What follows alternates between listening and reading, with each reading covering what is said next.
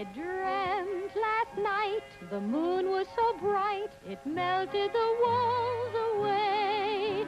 And it wasn't alarming when I saw Prince Charming come into my bedroom and say, let me persuade you to come to the place where tomorrow meets today.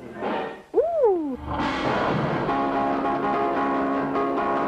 Bigger and better cities with gadgets. Forward progress.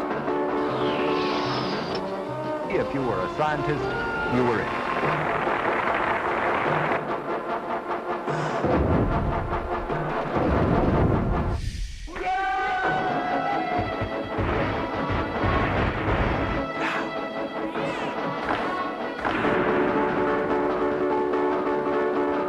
Your Excellent Science, I'm your faithful servant. And of tomorrow. Building a new world.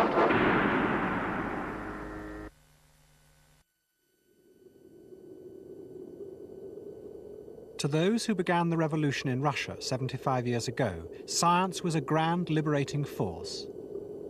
They believed Karl Marx had discovered the scientific laws of society, which they would now use to unlock the gates to a new world, where everyone would be equal and free.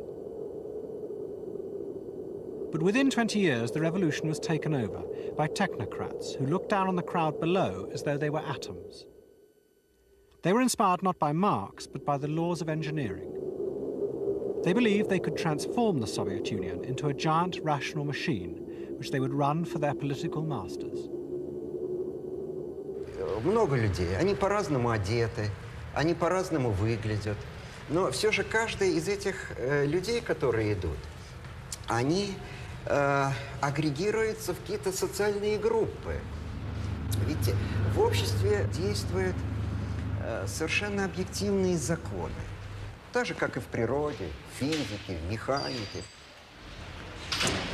И уж так хотелось сделать людей счастливыми. Так хотелось сделать их, ну, если не богатыми, то в достатке.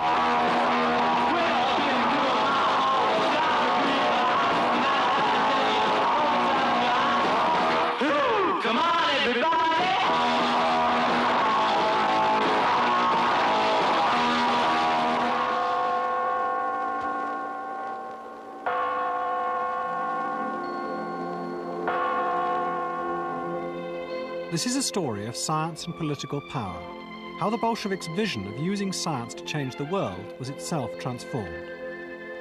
What resulted was a strange experiment, far removed from the original aims of the revolution. Greetings from Moscow, the capital of the Soviet Union, the world's first socialist state, in which everything belongs to the people, everything is created by the people, and everything is done to benefit the people. From the beginning of the revolution, modern technology was central to the Bolsheviks' plans. Above all, the new power of electricity. In 1920, Lenin unveiled in the Kremlin a huge map studded with light bulbs to show the planned electrification of the country. To illuminate the bulbs, all electricity in the rest of Moscow had to be shut off. Идея была простая. Он был интересен не просто тем, что будут строить заводы, фабрики, электростанции. Идея была такая – и создать нового человека. Вот этим действительно план Гуэлро отличался от любого другого, которые разрабатывались до этого времени. Communism, said Lenin, is Soviet power plus electrification.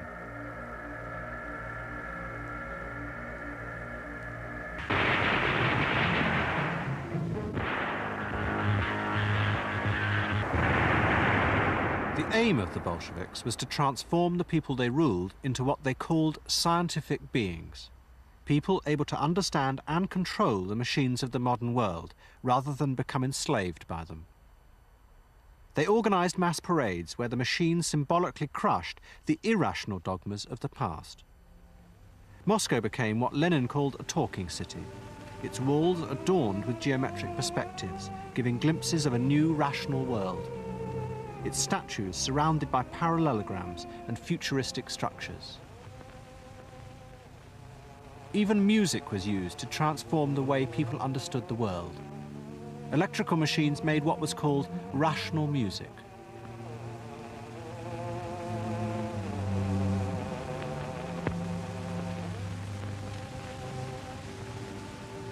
The most extraordinary project of all was the Central Institute of Labour, set up on Lenin's orders. It was run by Alexei Gastev, who photographed and studied workers as though they were parts in a machine. It was far more than mere time and motion. Gastev believed he could teach people to think and behave in a rational way. To do this, he built the social engineering machine, a giant structure of pulleys, cogs and weights. How it worked is today a mystery, even to his son. В Центральном институте труда была построена так называемая социально-инженерная машина. Социальная инженерия, я думаю, что это учет коротких путей, как вот он искал в этом вот какой-то кратчайший и максимально эффективный путь.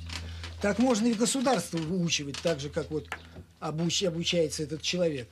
То есть государство можно научить управлять так же, как любой другой машиной.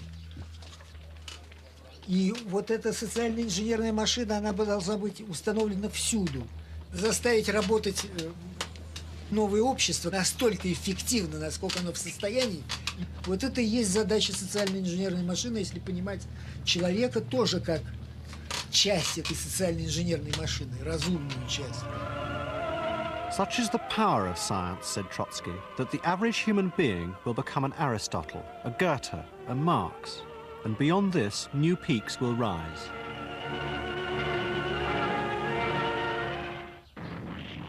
In fact, the power to shape the future of the Soviet Union was passing to those who could build the new industrial society that the Bolsheviks wanted so much.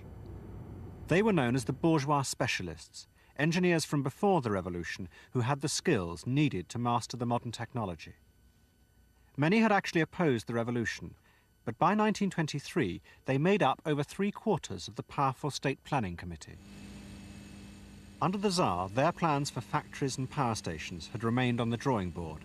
Now they were being given the chance to build them, and they became influential figures. У нас в ту пору были крупные инженеры, специалисты, энергетики, которые, пользуясь у нас значительным уважением, это те, которые строили электростанции. Старые, мы их высоко ценили.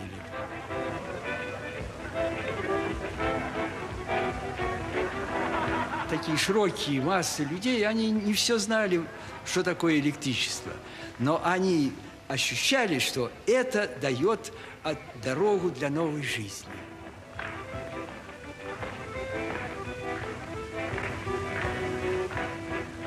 Lenin saw how his dream of control over this new technical world was slipping away. To tell the truth, he said, the communists are not directing anything. They are being directed.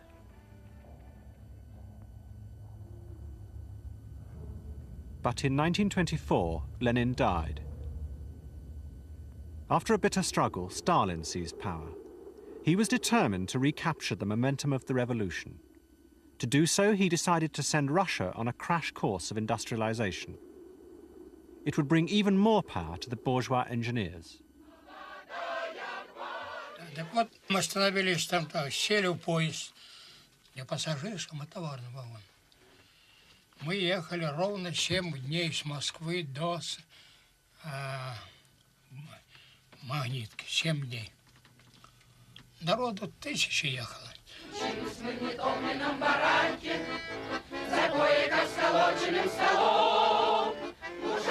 In 1927, Stalin began the 5-year plan. Hundreds of thousands of volunteers travelled to the remote and desolate parts of the Soviet Union. Millions more were forced off the land at gunpoint to join them. They had 5 years, Stalin told them, to build a modern industrial state. Приехали в Магнитку, сошли с поезда, шли пешком до завода управления. Мы пришли, подали бумагу, нам говорят, идите прямо в цех. Нам, значит, погрузили ведра, будильники в ведра, чтобы не просыпали. Да, ребят, Не утекайте, не уезжайте. Магнитка будет одна из промышленных городов. Все будет. А степь одна...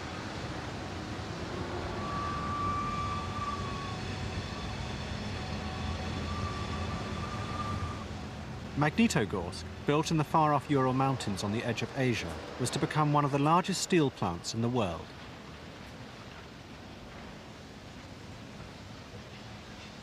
At the center of these gigantic projects were the only engineers the Soviet Union possessed, the bourgeois specialists.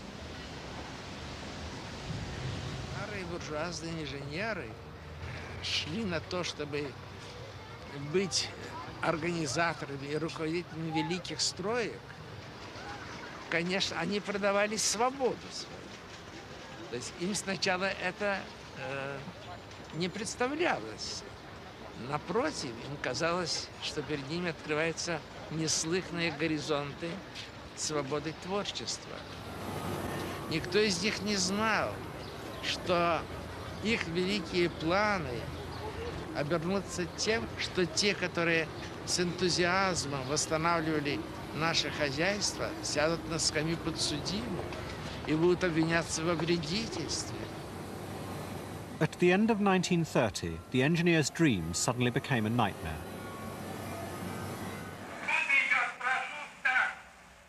Stalin ordered 2,000 of them to be arrested, and 8 of the most senior were put on a public show trial.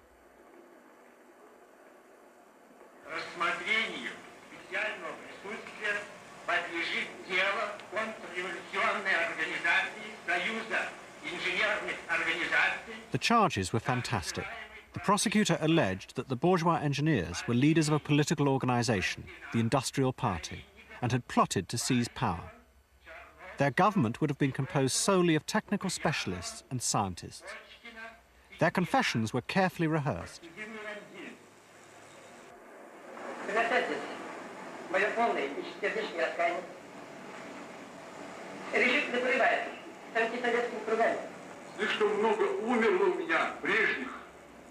But behind this public charade was a very real struggle. Stalin, like Lenin before him, had come to realize that with technology came power. A year before, a group of these engineers had publicly challenged him to give them more control of the 5-year plan. The future they had announced belongs to managing engineers. Instead, they were led away from the cameras, condemned to death, or to continue to work on their schemes in chains.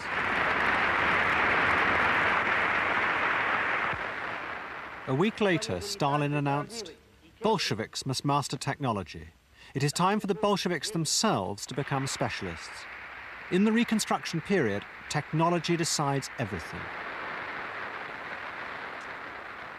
He ordered engineering schools to be set up across the country to train thousands of the young party faithful. But in the process, the aim of the revolution was redefined. 10 years before, technology was to have been a radiant means of liberating millions of people. Now it had become an end in itself. For these young Red experts, it was simply large-scale industrial production. Выросла и большая плеяда инженеров. Счет шел уже на сотни тысяч.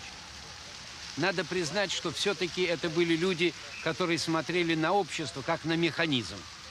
Именно как механизм. У них и терминология сплошь и рядом была по Сталину. Человек – это винтик в этом механизме. Значит, если мы внимательно посмотрим на психологию этих людей, они искренне считали, что именно с помощью техники этот механизм можно быстро двинуть вперед. А реально, на самом деле, получалось другое.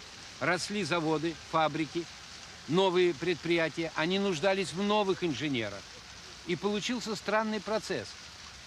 Инженеры создают новых инженеров. У нас сейчас в стране готовят инженеров даже сейчас больше, чем в любой стране мира. The education the engineers received was of the narrowest kind. Lunacharsky, the Commissar of Education, pleaded with Stalin. There is a certain minimum of general scientific culture, he said, which an engineer must master and which we cannot dispense with. It is as if discovering that it is possible to live with 4 fingers, we have decided to cut off the 5th one. But he was dismissed.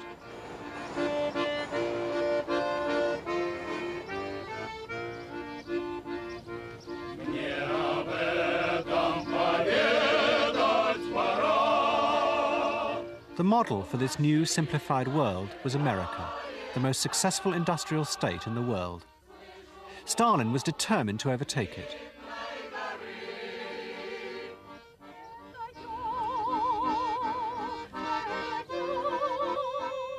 The prototype was Magnitogorsk, which had been based on a particular American city.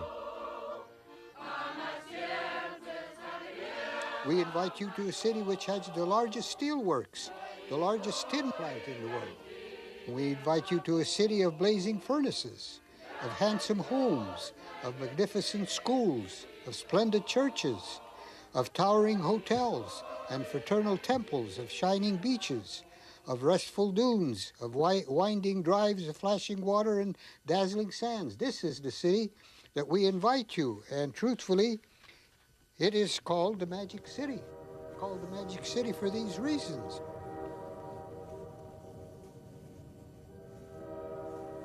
Like many cities in America's northeast, Gary, Indiana is now almost derelict. But 70 years ago, it was a new kind of model city, planned in an ordered way around a giant steel mill. To its builders, it was a chance to break with the complexities of the past. We were building that city, and we took pride in that. We started fresh. We didn't have to undo anything. See, and we picked out what was the best all over. Even the steel mills. We didn't have to destroy something to put something better in. We started with something better right along. We got the best out of the catalogs that were available. Those were some of the things that was a magic city. There was a magic in doing this thing. You took pride in something like that. They were all building the new world. Magnitogorsk was a copy of Gary. These plans for the works, with the city radiating out from beyond, were drawn up by the same American designers who built Gary. Inspired by one of the most ambitious construction projects in the world, some American engineers even came to Magnitogorsk to take part in the building of Russia's City of Steel. Мечты у нас, конечно, были очень высокие. Мечтали о том, что здесь будет прекрасный город, что наш город будет походить на американские города. И мечта, конечно, прежде всего представлялась в дворцах, в домах хороших, в парках. Вот у нас там был очень прекрасный парк, разбит рабочими. Первое дерево рассказывают, что было просто металлическим. Отлиты вот эти ветки из металла, поскольку там была степь, ни одного дерева не было. И мечтой, и воплощением в делах, которые люди делали. Мы в это очень верили. Но я надеюсь, что мы не ошиблись.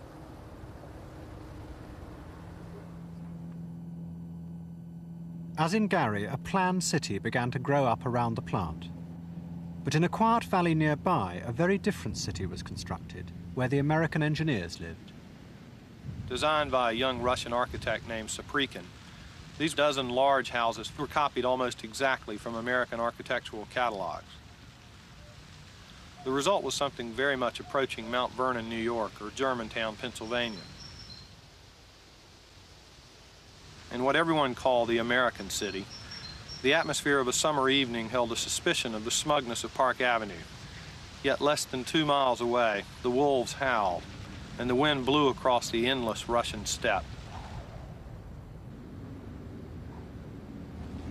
Когда вот мы приходили на Березки, давалась такая мелодичная там песни, музыка, как будто в другой мир мы входили. Those who lived in the American city were the new elite, a mixture of old Bolshevik commissars, foreign technicians, and an ever-increasing number of young Red engineers. By the mid-30s, the engineers had become the heroes in Soviet society. Praised by Stalin, they flaunted their new status, relaxing in the shadow of the modern industrial world they had built for him. Soviet man, who was once to have surpassed Aristotle, Goethe and Marx, had been replaced by the image of a zealous engineer taught to think of everything in technical terms, and completely loyal to Stalin.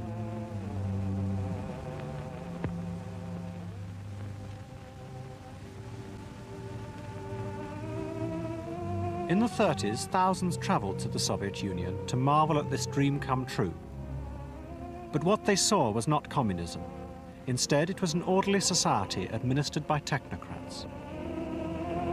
George Bernard Shaw, like many other fellow travellers, made it clear that what he admired was the benevolent despotism of these enlightened technicians. In Russia, he said, the leaders have been scientifically educated for their job. Hello, good evening, everybody. This is Moscow calling. The counter-revolutionary Trotsky wrecking group in the Kemerova mines is over. The proletarian corps and no Trotskyist reptiles and their foreign protectors are able to undermine the might of our... In 1937, Stalin began another series of purges. Death to the enemies of the people. This time, his targets were the tens of thousands of old Bolsheviks. Once he had fought the revolution with them, now they ran the country as commissars and plant directors. In a notorious wave of show trials, Stalin destroyed them. The purge struck Magnitogorsk with great force. No group, nobody in the works was spared. Ну, тогда был клич такой, что специалистов, авторитетов туда-сюда сажать. Значит, у нас был директор завода Завиняги Абрам Павлович. Вот. А начальником дома цех Коробов Павел Иванович звонит Завиняги. Абрам Павлович. Тот говорит, что старые специалисты уезжают. Да, тот Абрам Павлович звонит. Павел Иванович, а тебе же едут специалисты, въезжают, с чем ты остаешься? Он говорит, я остаюсь с молодежью. Будут молодые кадры работать. Отпускаете. Всех подпустили. Осталась одна молодежь. Он был арестован в 1938 году. В 1939 его судили и расстреляли. Это было довольно... Вот социальная инженерная машина могла бы это предсказать, что надвигается какая-то колоссальная растрата, понимаете? Вот как человек, заведующий складом, задумал что-то уничтожить, так и тут надвигалась вот социальная инженерная машина. Я могу себе представить, как она нервничает, как она чувствует, что что-то тут такое происходит, что-то получается, что-то чудовищное. Но, к сожалению, некому было и воспрепятствовать этому. Это так и произошло.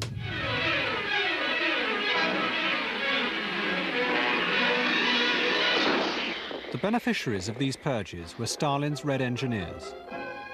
As the 30s drew to a close, they were in charge throughout Soviet industry. Among them were young men like Leonid Brezhnev, Alexei Kosygin, and Nikita Khrushchev. Unlike their predecessors, the bourgeois engineers, they were completely unquestioning of Stalin's political aims. Their narrow, specialist training now led them to approach the task of planning the Soviet Union as though it were a piece of engineering. There would be technical solutions to everything.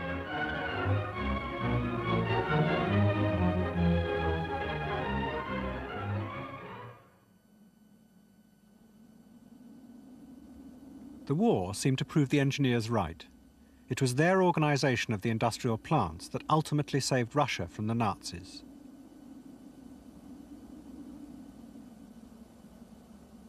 Victory left large parts of the country utterly destroyed. Those now in charge were convinced that to rebuild the Soviet Union, an all-embracing plan would be needed, one in which everything would be taken care of in a rational way.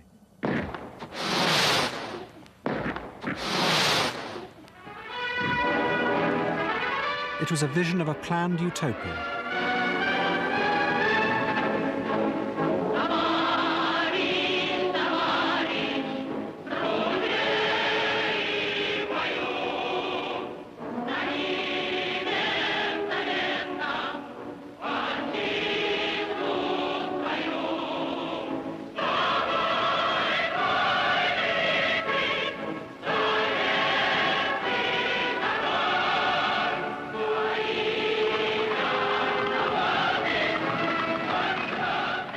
Everything in the new Russia was to be designed and controlled from the center of Moscow.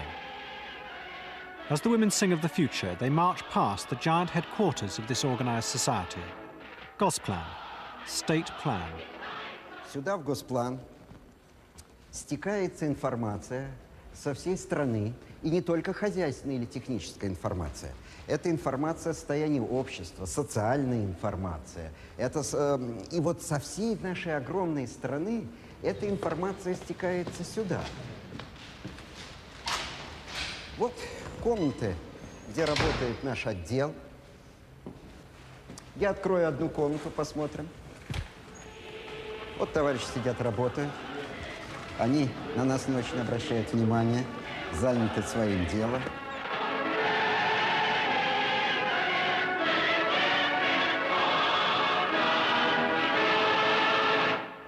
Я должен сказать, что вот по тому пути информации, которая у нас в госплане имеется, в конечном счете самые агрегированные, самые конечные цифры информации поступает в этот подотдел. Когда сформировался план, оно потом превращается в целый поток, в дождь информации, доходящей до каждого работника, и который определяет работу всех отраслей. Gosplan's managers built a world that was simple, like a machine. Everything society needed, down to the smallest object, was constructed to their design. Their instructions were called planned indicators, rational predictions of what they knew society needed.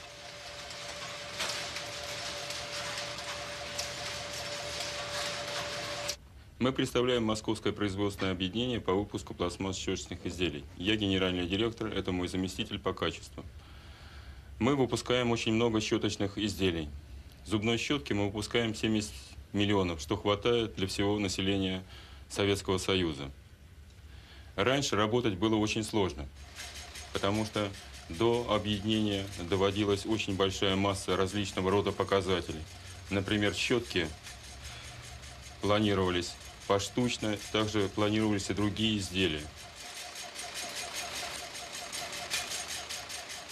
Самые мелкие детали изготовления щеток контролируются государственными организациями, Государственным комитетом по статистике, районными комитетами партии. Вот, в том числе, сколько щеток каждой модели надо сделать предприятию. One wants to get a view from all sides of this beautiful structure, which the Soviet people call the Palace of Science. By the early 50s, vast reconstruction projects had changed the face of Soviet cities. Rationing ended 6 years earlier than in Britain. The Soviet Union was now an advanced industrial society. It was the golden age of the plan, but in its grandeur, the sweep of its ambitions, lay the seeds of its downfall. Сама по себе идея плана – это не абсурдная идея. Но составление государственных планов и распределение всех сфер жизни только по государственным планам – это уже начинается абсурд. Во времена Берии, который возглавлял органы госбезопасности, органы НКВД планировали даже количество людей, которые надо арестовать, переселить с одного места на другое. Заранее твердо говорилось, какой процент, сколько людей, куда.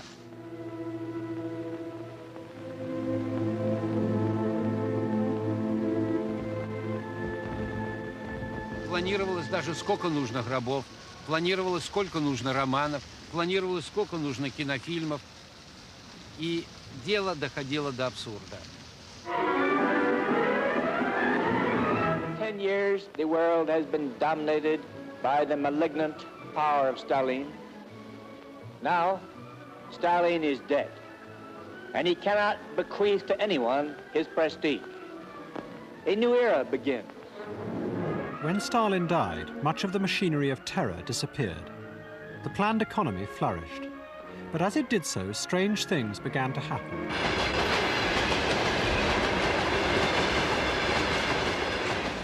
The planners discovered that what seemed rational to them could lead to the oddest behavior. Whole trainloads of output traveled thousands of miles for no reason, simply to fulfill a plan that measured success in tons carried per kilometre. Folk tales about the plan began to circulate.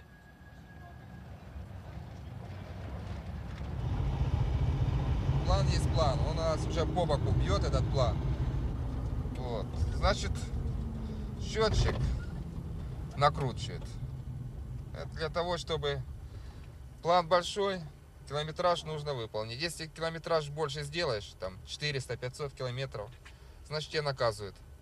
И вот для того, чтобы этот план выполнить и укласться в определенный километраж, некоторые люди двигатель подставляют и обратно накручивают спидометр.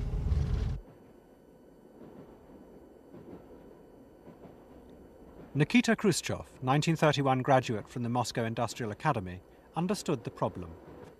It was the growing complexity of Soviet society. What had made it manageable was not scientific planning, but Stalin's brutal terror. Khrushchev's dilemma was how to change the plan and the thinking of those who made it.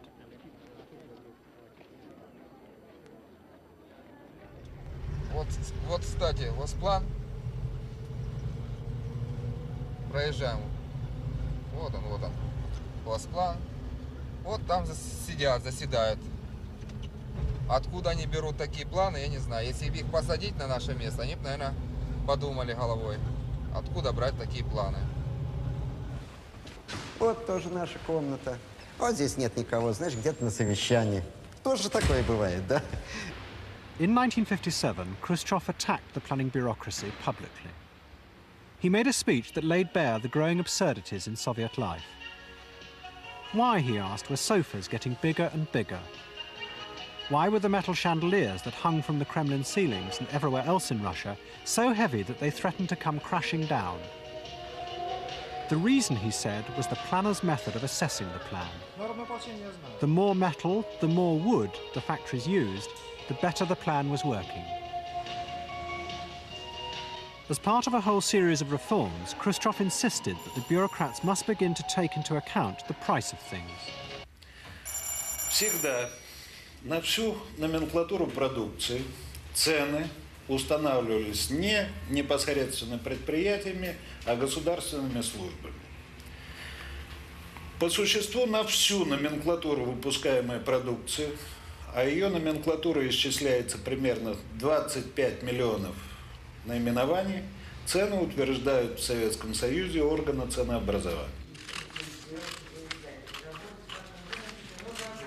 Численность сотрудников нашего комитета примерно 400 человек, высококвалифицированных экспертов, которые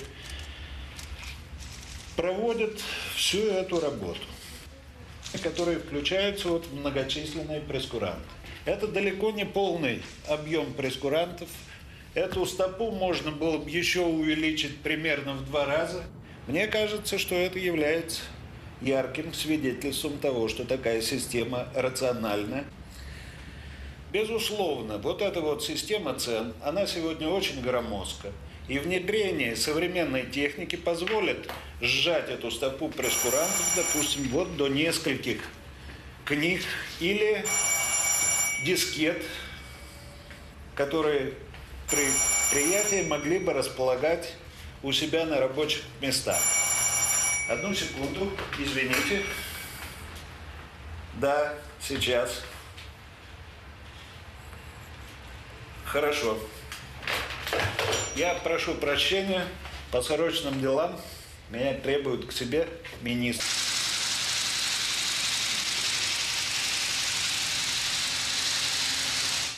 Советский народ построил социализм, осуществил грандиозные преобразования в экономической, политической, государственной жизни страны и вышел на широкую дорогу коммунистического... Despite his optimism, Khrushchev's attempts to reform the planning system failed. Taking power away from Gosplan and creating regional plans only added to the complexity.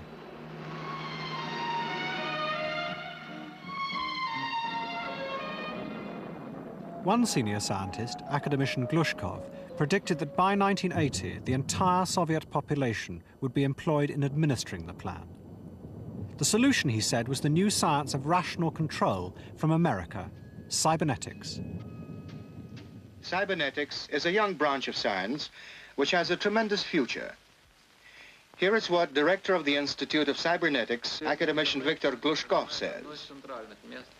cybernetics occupies a central place in the developing scientific and technological revolution. What I have in mind is the use of computers in planning the future, in forecasting scientific and technological progress.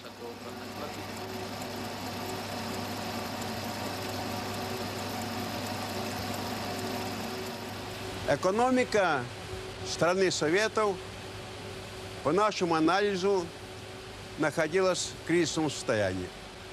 И нам нужно было всем вместе сидеть ночью просиживать, чтобы придумать такие модели, которые позволили бы народному хозяйству, его отдельным отраслям повысить экономическую эффективность. И на этой почве повысить производительность общественного труда. А на этой почве повысить благосостояние людей. Мы пытались, и все от нас зависящее делали, чтобы для решения этих проблем ввести большую экономическую науку. Большую. Не поделками заниматься, а большую экономическую науку. Into this computer, the planners fed all the information they could find about Soviet society. For a brief moment in the mid-60s, it revitalized the hope that science could control society in a rational way. И некоторые из этих людей действительно питали иллюзии, не зная хозяйства. Иллюзии, что можно с помощью электронных машин все планировать, все предсказывать и так далее. Но это была утопия. Пока это еще сказать, что полностью получилось, я не скажу. Начинает получаться, начинается набирать темпы. Но пока еще не все реализовано то, что предложено наукой. Почему? Потому что надо, чтобы те, которые реализуют это, надо, чтобы понимали в науке и овладели ее основами.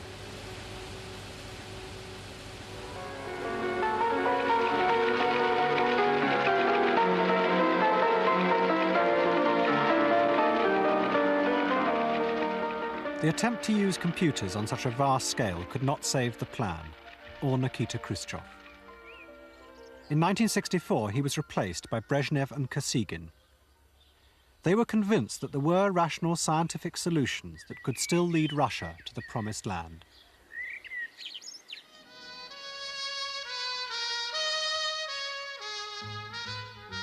The country's new leaders realized that although the economy was still growing and living conditions still improving, the plan was badly out of control.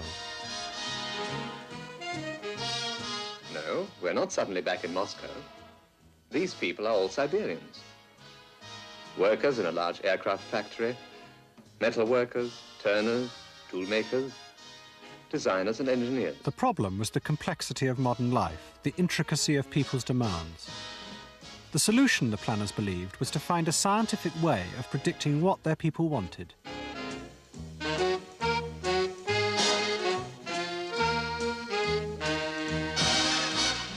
Ну, я не знаю, товарищи, наверное, меня дополнят. Я думаю, что при плановой экономике прогнозировать спрос и труднее, и легче.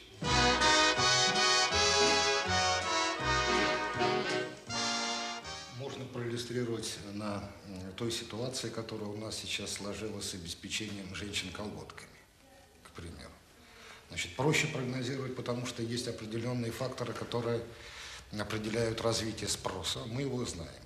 Значит, надо было предусматривать, рассчитывая на численность этих женщин, рассчитывая определенные сроки носки, сколько пар в год надо. Можно примерно прикинуть эту потребность и спрос населения. These young people are looking in a two-way mirror. Один из источников информации – так называемая сеть торговых корреспондентов, специальные наблюдатели, которые ведут наблюдение за состоянием торговли. В каждом городе по 2 наблюдателя и ежемесячно сообщают нам сюда. Мы эту информацию обрабатываем на компьютерах. Вот примерно в таком вот виде она. Эта информация примерно в таком виде. Но по существу мы знаем, как обстоят дела в торговле всеми товарами, всеми основными товарами народного потребления. Есть еще и дополнительные специфические источники информации. Панели потребителей, специально обследуем население. Промышленность прислушивается иногда нашим научно обоснованным прогнозам, но, к сожалению, чаще всего реагирует очень медленно. Ну, например, в свое время была проблема с производством обуви на толстой подметке, на платформе. Наша промышленность начала в должном количестве выпускать эту обувь только тогда, когда она уже вышла из моды.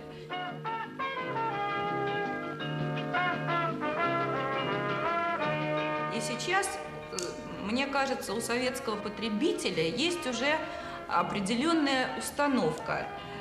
Когда отечественная промышленность начинает выпускать какой-то товар в достаточном количестве, значит, он перестал быть модным.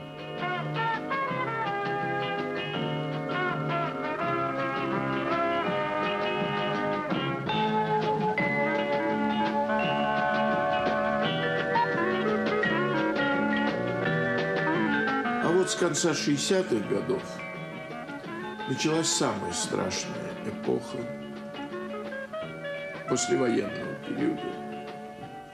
Это то, что мы называем эпоха застоя, которая переросла в кризис 1978 года. У нас началось падение сельскохозяйственного производства, стагнация промышленности, падение уровня жизни.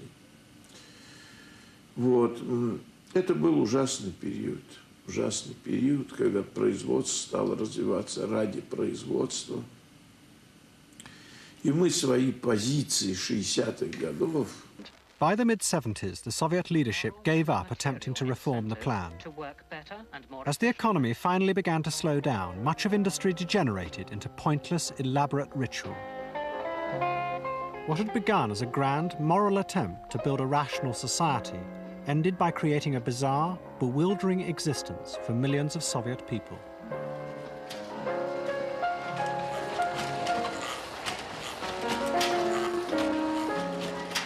There's the Pacific, the quiet ocean, the roar of which never dies down. Somewhere beyond the horizon, there are the 1980s. New destinies and new songs. Пусть голова моя седа, зимы мне нечего пугаться, не только груз, мои года, мое богатство. Пусть голова моя седа, не только груз, мои года, мое богатство. Шепчу спасибо я годам. Конечно, встает вопрос, почему же нам не удалось сделать то, о чем мы мечтали? Построить такое общество, которое дало бы человеку полный простор в развитии его духовных начал, его культуры, благосостояния. Кто виноват? Винить надо не науку, винить Between надо Churchill, людей, которые... Roosevelt and de Gaulle in Allies at War. But Jesus, nobody knows the trouble I've seen. Glory, hallelujah.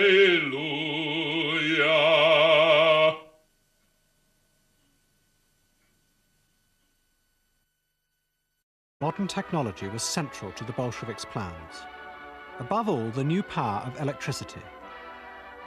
In 1920, Lenin unveiled in the Kremlin a huge map studded with light bulbs to show the planned electrification of the country.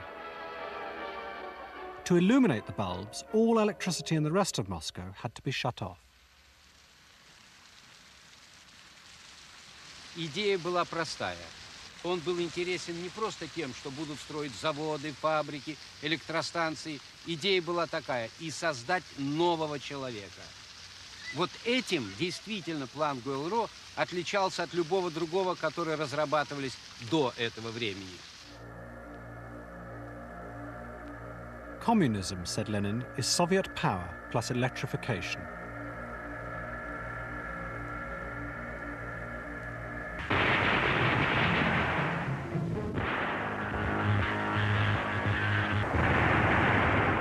aim of the Bolsheviks was to transform the people they ruled into what they called scientific beings. People able to understand and control the machines of the modern world, rather than become enslaved by them. They organized mass parades where the machines symbolically crushed the irrational dogmas of the past. Moscow became what Lenin called a talking city, its walls adorned with geometric perspectives, giving glimpses of a new rational world. Its statues surrounded by parallelograms and futuristic structures. Even music was used to transform the way people understood the world. I dreamt last night the moon was so bright it melted the walls away. And it wasn't alarming when I saw Prince Charming come into my bedroom and say, let me persuade you to come to the place where tomorrow meets today. ooh! Bigger and better cities with gadgets. Forward, progress. If you were a scientist, you were in.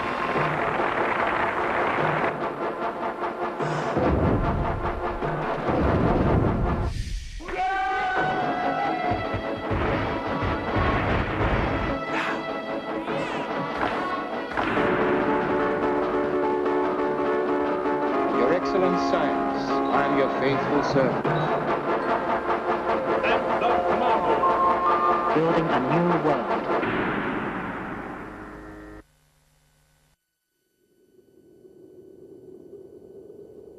To those who began the revolution in Russia 75 years ago, science was a grand liberating force. They believed Karl Marx had discovered the scientific laws of society, which they would now use to unlock the gates to a new world, where everyone would be equal and free. But within 20 years, the revolution was taken over by technocrats who looked down on the crowd below as though they were atoms. They were inspired not by Marx, but by the laws of engineering. They believed they could transform. Such is the power of science, said Trotsky, that the average human being will become an Aristotle, a Goethe, a Marx, and beyond this, new peaks will rise.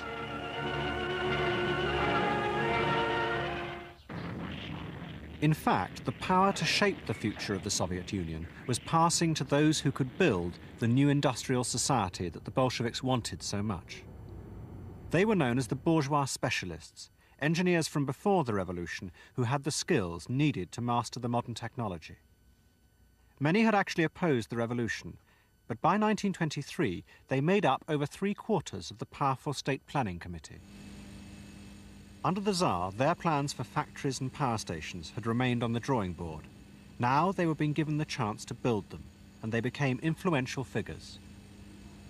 У нас в ту пору были крупные инженеры, специалисты, энергетики, которые пользуются у нас значительным уважением. Это те, которые строили электростанции. Старые специалисты, мы их высоко ценили.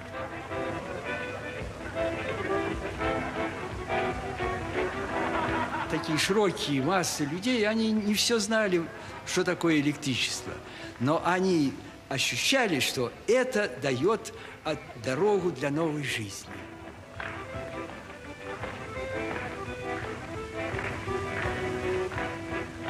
Lenin saw how his dream of control over this new technical world was slipping away. Electrical machines made what was called rational music.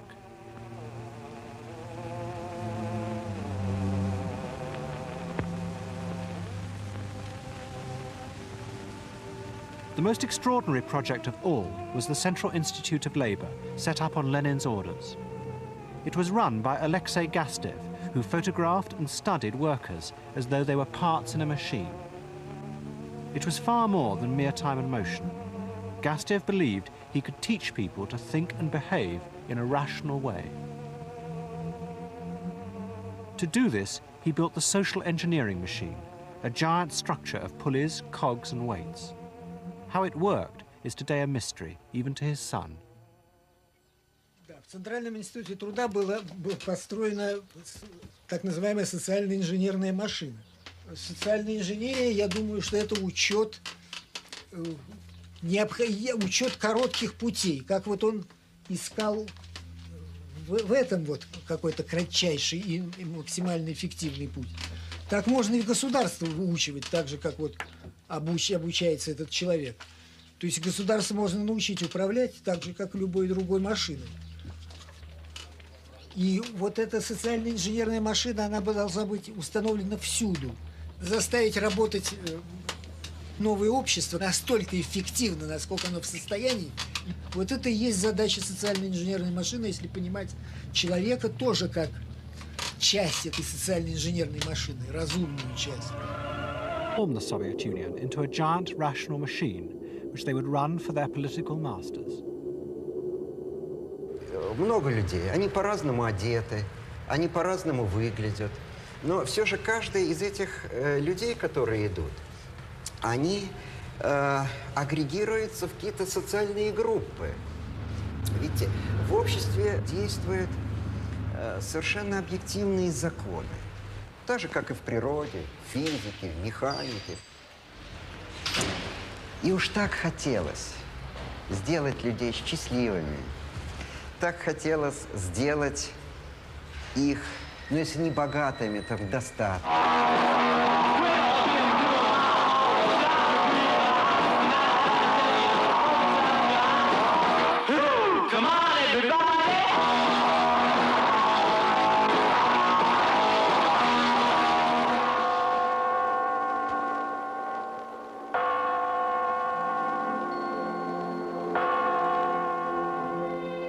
This is a story of science and political power, how the Bolsheviks' vision of using science to change the world was itself transformed. What resulted was a strange experiment, far removed from the original aims of the revolution. Greetings from Moscow, the capital of the Soviet Union, the world's first socialist state, in which everything belongs to the people, everything is created by the people, and everything is done to benefit the people. From the beginning of the revolution,